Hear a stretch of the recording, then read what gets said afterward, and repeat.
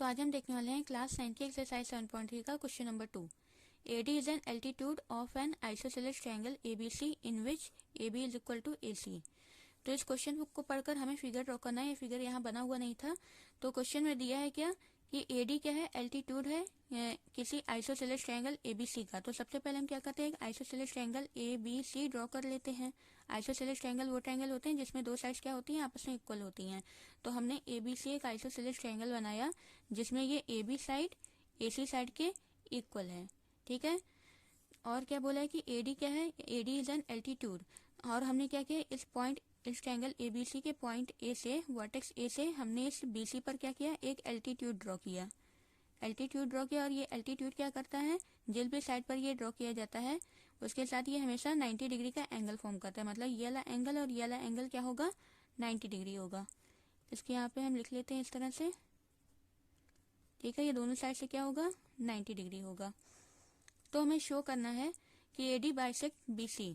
हमें शो करना है कि ये जो एल्टीट्यूड है AD, ये BC साइड को क्या कर रही है, बाइसेक्ट कर रही है।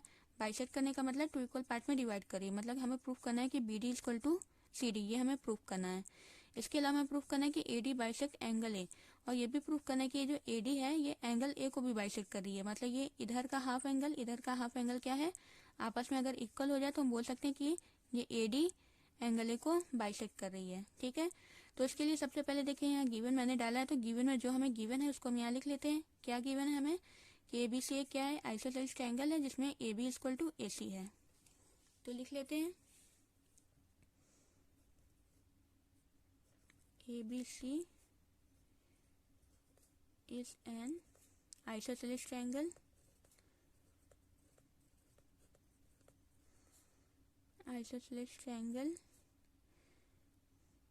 in which, जिसमें कि क्या है, AB AC के इक्वल है। ठीक है, ये तो हमें गिवन है। तो अब हम आते हैं अपने प्रूफ पर। देखिए प्रूफ में हम क्या करना है, सबसे पहले पहला वाला प्रूफ करते हैं। फर्स्ट नंबर यहाँ पे डाल देते हैं। ठीक है, हमें क्या करना है, AD बाइसेक्ट करा है BC को, मतलब हमें ये BD CD के इक्वल दिखाना है, तभी हम बोल सकते हैं कि AD BC को बाइसेक्ट कर रहा है। तो इसके लिए हम क्या करते हैं, इन दोनों ट्रायंगल में आते हैं। अगर ये वाला ट्रायंगल ABD और ACD, ये दोनों ट्रायंगल को हम कॉन्ग्रुएंट प्रूफ कर देते हैं। तो अगर दोनों ट्रायंगल कॉन्ग्रुएंट हो जाता है तो इसकी ये जो BD और CD इसकी करस्पॉन्डिंग साइड होगी। इस ट्रायंगल का BD और इस ट्रायंगल का CD दोनों एक दूसरे के करस्पॉन्डिंग होगा। अगर दोनों ट्रायंगल कॉन्ग्रुएंट हो जाते हैं तो ये दोनों CP/CT से क्या हो जाएंगे, इक्वल हो जाएंगे। तो अब हम क्या करते हैं, इन दोनों को कॉन्ग्रुएंट करने की कोशिश करते हैं। देखते हैं 3 रीजन हमें ढूंढना है। तो सबसे पहले आते हैं ट्रायंगल ABD और ट्रायंगल ACD में। लिखते हैं in triangle ABD and triangle ACD। अब हमें 3 रीजन इसमें ढूंढना है। देखते हैं क्या क्या दिया हुआ है। सबसे पहले तो देखिए जो गिवन है AB is equal to AC, ये देखिए AB is equal to AC।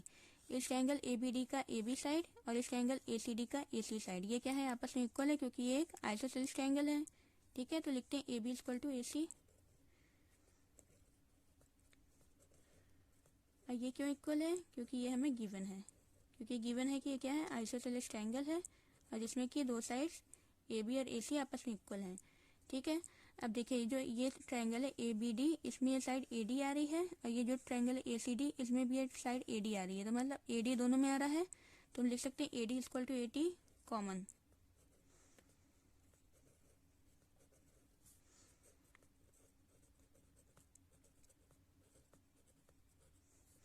ठीक है, तीसरी चीज देखते हैं क्या है। तीसरी चीज देखिए, तीसरी चीज हमें पता है कि ये AD क्या है, एल्टीट्यूड है BC पर। एल्टीट्यूड क्या करता है, हमेशा 90 डिग्री का एंगल फॉर्म करता है। तो इस वाले ट्रायंगल का, ट्रायंगल ABD का एंगल ADB और ट्रायंगल ACD का एंगल ADC दोनों क्या होगा, 90 डिग्री के इक्वल होगा। ठीक है, तो लिखते हैं angle ADB is equal to angle ADC। Angle ADB is equal to angle ADC, ACD नहीं, ADC होगा, ADC। क्यों दोनों इक्वल होगा, क्योंकि बोथ 90 डिग्री। ठीक है, तो अब हमें 3 रीजन मिल गए। तो 3 रीजन मिल गए तो दोनों ट्रायंगल क्या हो जाएगा, कॉन्ग्रुएंट हो जाएगा। Therefore triangle ABD congruent to triangle ACD। Congruent तो हो गया, लेकिन किस रूल से कॉन्ग्रुएंट हुआ है? अब देखिए, हमें यहाँ पे एक राइट एंगल लिया है, राइट एंगल के ठीक सामने क्या होता है? हाइपोटेनस होता है। तो राइट एंगल हाइपोटेनियस और ये एक साइड, तो यहाँ हम RHS बोल सकते हैं, RHS। ठीक है, तो लिखते हैं बाई RHS। ठीक है, क्योंकि इस वाले ट्रायंगल के लिए राइट एंगल के ठीक सामने क्या है? AB है। राइट एंगल के ठीक सामने वाली साइड को क्या बोलते हैं? हाइपोटेनस बोलते हैं। तो राइट एंगल, हाइपोटेनियस और साइड, इसलिए क्या है? RHS से कॉन्ग्रुएंट हो गया। जब कॉन्ग्रुएंट हो गया तो हम बोल सकते हैं कि BD और CD आपस में इक्वल होंगे। क्यों होंगे? CPCT से। Therefore BD is equal to CD। क्यों इक्वल होंगे? CPCT। और अगर ये BD CD के इक्वल है तो हम बोल सकते हैं कि AD क्या कर रहा है? BC को बाइसेक्ट कर रहा है, तभी BD और CD आपस में इक्वल है। देयरफॉर लिखते हैं AD बाइसेक्ट BC।